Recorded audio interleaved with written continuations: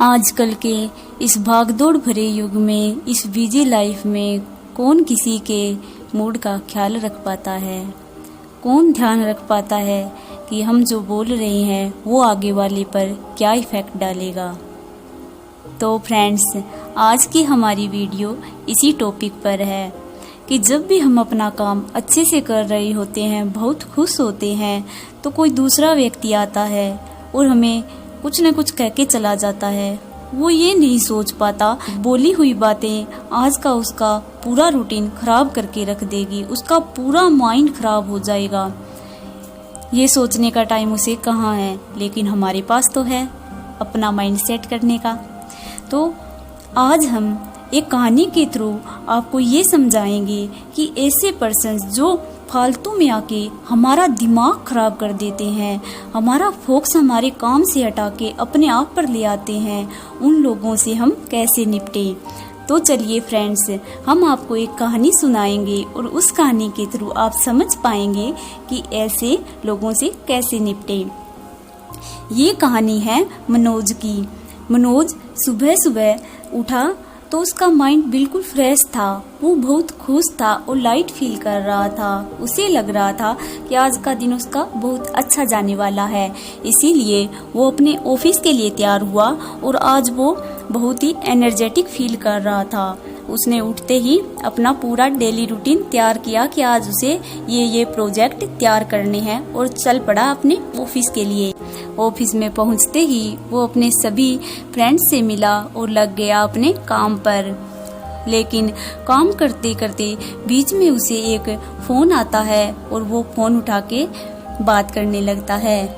तभी जब वो फोन रखता है तो उसका मूड बिल्कुल खराब हो चुका होता है, क्योंकि आगे वाले व्यक्ति ने उसे बहुत कुछ बुरा भला सुनाया था।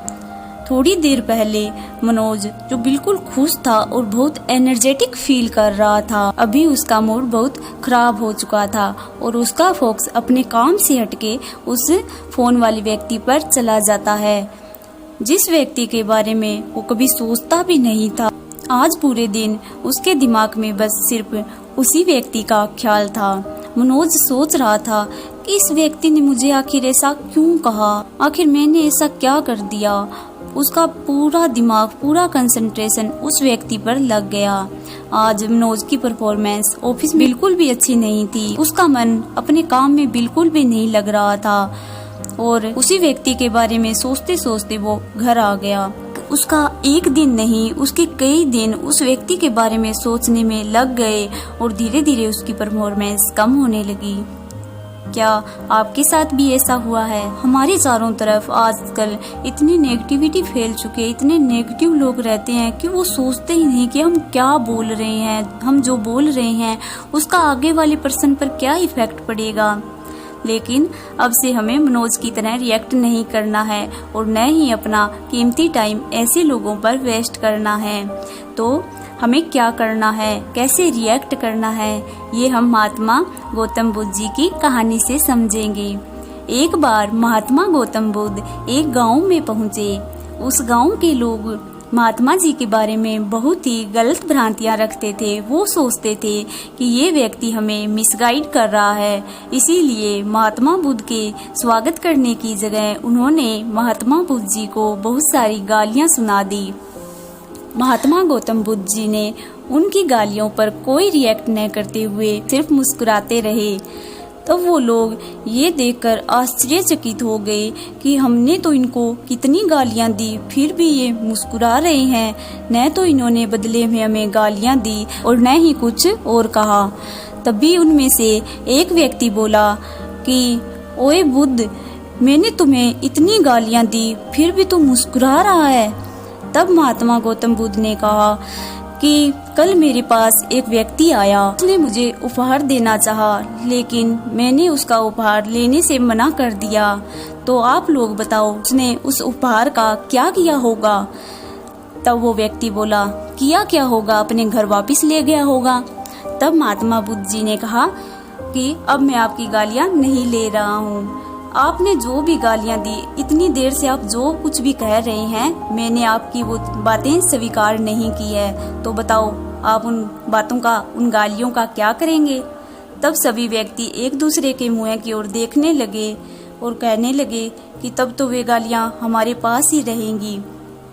तब महात्मा बुद्ध जी ने कहा कि मेरे मुस्कुराने की भी यही वजह है। आपने अभी तक जो भी बातें कही, जो भी गालियां दी, मैंने वो स्वीकार नहीं की, इसीलिए वो बातें, वो गालियां आपके पास ही हैं, वो मेरे पास नहीं आई। महात्मा गौतम बुद्ध जी ने कहा कि जब मैंने आपकी गालियां स्वीकार ही नहीं की तो मैं दुखी कैसे हो सकता हूँ। मैं तो पहले भी मुस्कुरा रहा था और अब भी मुस्कुरा रहा हूँ। मुझ पर आपकी इन बातों का कोई असर नहीं पड़ा। तब वो सभी महात्मा गौतम बुद्ध के व्यक्तित्व से और उनकी बातों से बहुत प्रभावित हुए और उनके चरणों में गिर पड़े और उन्होंने कहा कि महात्मा जी, हम तो आपके बारे में बहुत गलत भ्रांतियां रखते थे, हमें नहीं पता था कि आपके सोचने का तरीका इतना अलग है, हमें भी ऐसा ज्ञान दीजिए। तो फ्रेंड्स, महात्मा गौतम बुद्ध जी की कहानी को सुनने के बाद आपको ये तो समझ में आ गया होगा कि इन लोगों से हम कैसे डील करें। लेकिन भाई, महात्मा गौतम बुद्ध तो बहुत बड़ी पर्सनैलिटी थे, वो तो ऐसे लोगों से इजीली डील कर लेते थे, लेकिन हमारे लिए ये इजी नहीं है। इसीलिए हम इसको थोड़ा इजी बनाते हैं। हमें सुबह उठने से पहले और रात को सोने से पहले अपने माइंड तक ये मैसेज पहुंचाना है कि इन लोगों की बातों को हमें एक्सेप्ट नहीं करना है और इन लोगों की बातों पर कोई भी रिएक्ट नहीं करना है। इन नेगेटिव लोगों की वजह से हमारे काम पर, हमारे वर्क प्लेस पर कोई भी इफेक्ट नहीं पड़ना चाहिए और न ही नेगेटिव माहौल क्रिएट होना चाहिए। ये बस 2 सेंटेंस हमें डेली सोने से पहले और उठने के बाद अपने माइंड तक पहुंचाने हैं, क्योंकि सोने से पहले और उठने के बाद हमारा सबकॉन्शियस माइंड एक्टिव रहता है। उस टाइम हम माइंड को जो भी मैसेज पहुंचाते हैं वो उनको ब्लाइंडली फॉलो करता है और जब भी हम ऐसी कोई सिचुएशन में फंसते हैं तो जल्दी से वो हमें मैसेज दे देता है कि इन लोगों की बातों को एक्सेप्ट नहीं करना, इनकी बातों पर कोई रिएक्ट नहीं करना है, इनकी वजह से हमारे काम को कोई नुकसान नहीं पहुंचना चाहिए, हमें काम डाउन रहना है और एक स्माइल के साथ फिर से अपना काम शुरू कर देना है।